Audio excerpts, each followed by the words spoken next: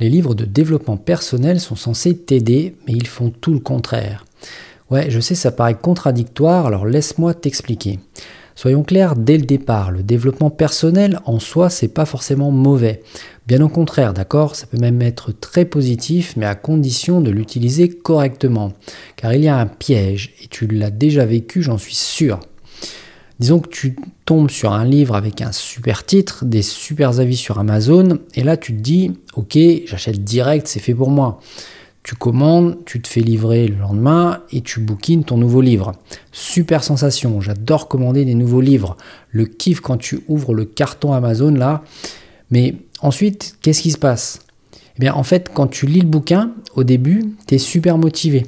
Mais quelques semaines plus tard, eh bien, ta vie, elle a finalement pas vraiment changé. Pourquoi?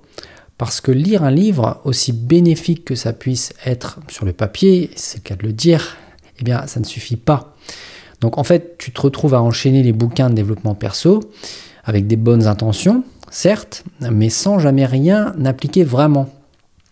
Tu es comme dans une spirale de positivité, c'est juste pour te sentir bien, pour avoir l'impression que tu avances.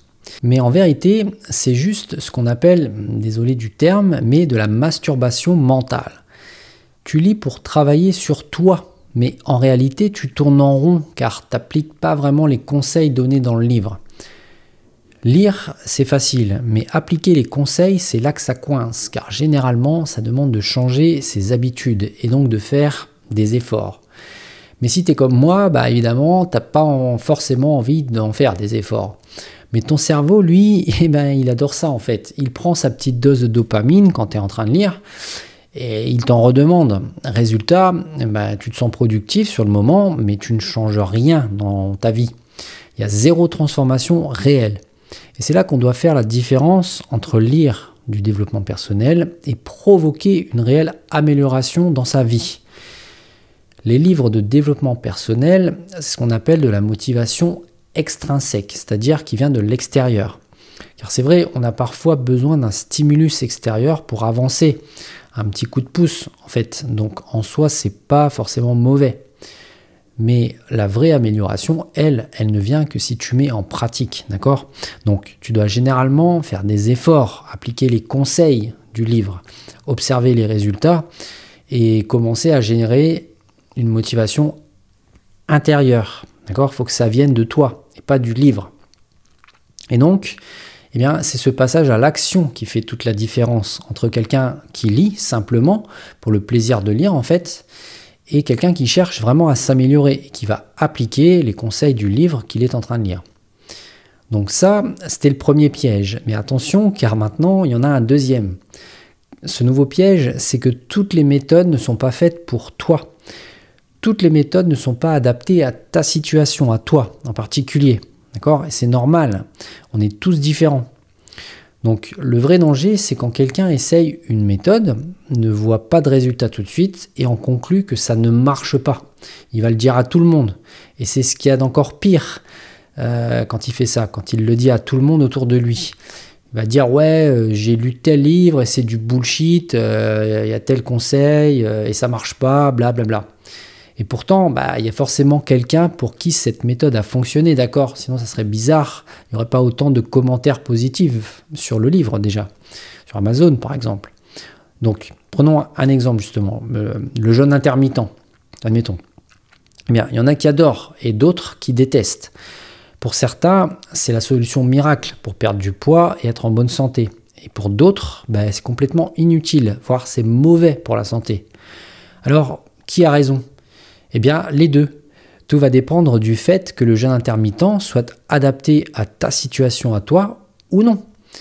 Moi, dans mon cas, j'ai essayé et j'aime pas en fait. Je suis quelqu'un de régulier dans les repas. J'aime bien manger un petit-déj et j'aime bien manger tous les jours, presque à la même heure. Mais voilà, c'est tout. Ça ne veut pas dire que le jeûne intermittent ne fonctionne pas. Donc c'est pareil avec tout ce qui peut améliorer ta vie. Tu dois tester concrètement sur la durée avant de juger la méthode, d'accord? Il faut être un bon sceptique, comme dit Olivier Roland dans son livre « Tout le monde n'a pas eu la chance de rater ses études ».